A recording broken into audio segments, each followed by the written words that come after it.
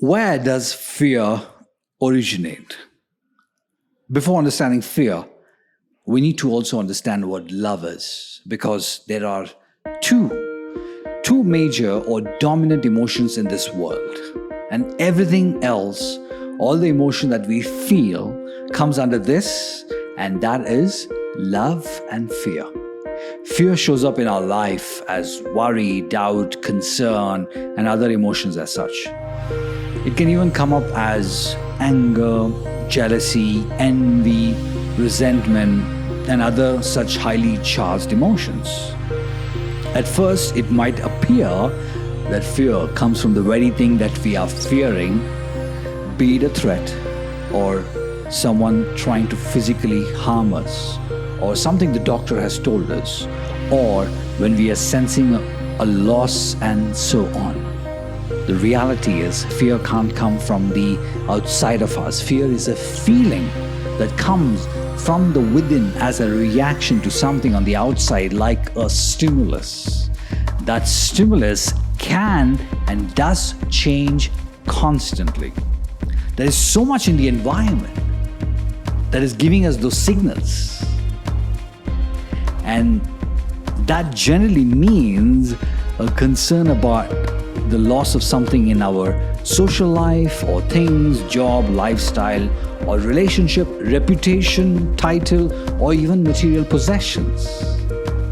It might even be an existential reason, which is the fear of the ultimate loss, which is the loss of life itself, right?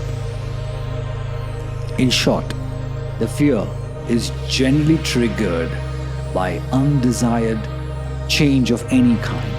As we are creatures who like to be comfortable with things and like to be in the familiar, so if there is anything which is unfamiliar or uncommon, then there is a trigger of fear.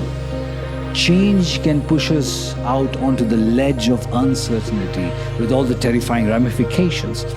It's a paradox, really, that we desire change, yet we fear change. How we consciously perceive fear will determine our ability to step into the unknown with clarity and confidence, and for this requires us to be emotionally aware and willing to confront with what is, and also be willing to see what we see and fear. Often, fear originates in our mind because, try as we may, we have very little control over our lives and especially over our future. In the future, we look for security, seeking the assurance that everything is going to be all right. It's natural to think like this, but it doesn't have to be like this. The illusion is that we have control over many variables in our daily life, and that seems to make us feel better, at least temporarily. But it's fleeting. However, we need to come to acceptance that we really have very little control over our lives. We cannot even control our next breath or even the next thought. So to control something which is so large is impossible. We have to come to terms with that. Talking about control, let me ask you, do you have any control over the car right next to yours? Or can you control the weather?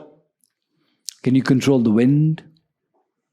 Can you control the stock market or even the world economy? Can you control another human being?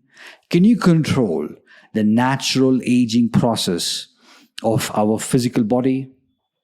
Can you control the fact that one day you and those who you love will no longer be on this planet?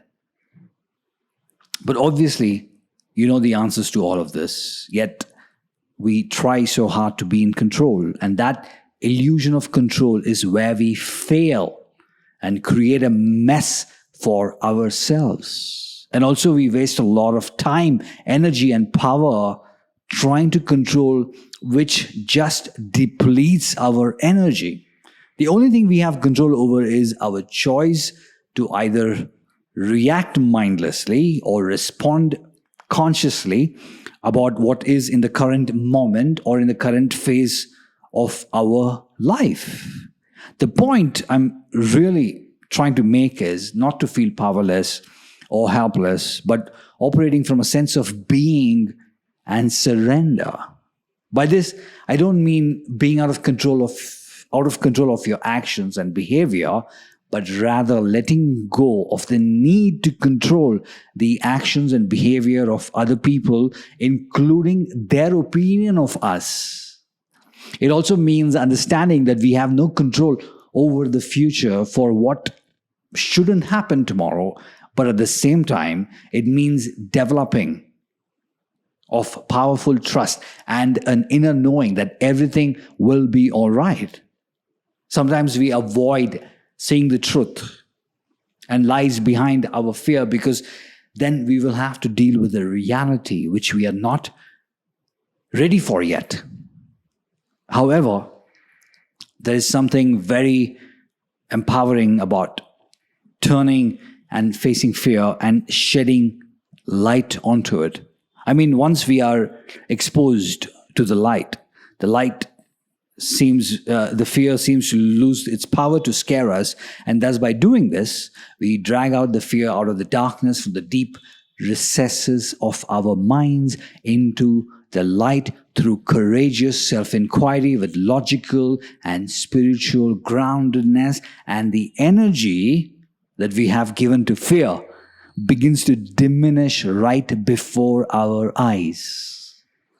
In the Bhagavad Gita, it is written that fear is not real, and it never will be. What is real always was and will be and cannot be destroyed. Life is real, light is real, and that can never be destroyed. All else comes from the shadow of the darkness, from our own imagined separation. Now, as we become conscious and aware of ourselves and the divine, it becomes much more powerful to be able to shed light on our fears, so we take back the power that we have given to fear.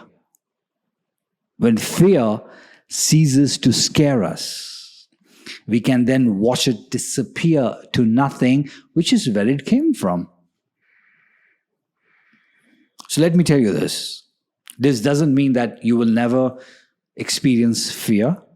You will experience fear. And you will experience all different kinds of fears. But you will also have the divine light within you to be able to shed light onto those fears, to be not consumed by them. And this is what we call a person who is fearless. It doesn't mean that he or she has no fears. Yes, they do have the fears, but choose to move ahead courageously despite the fear.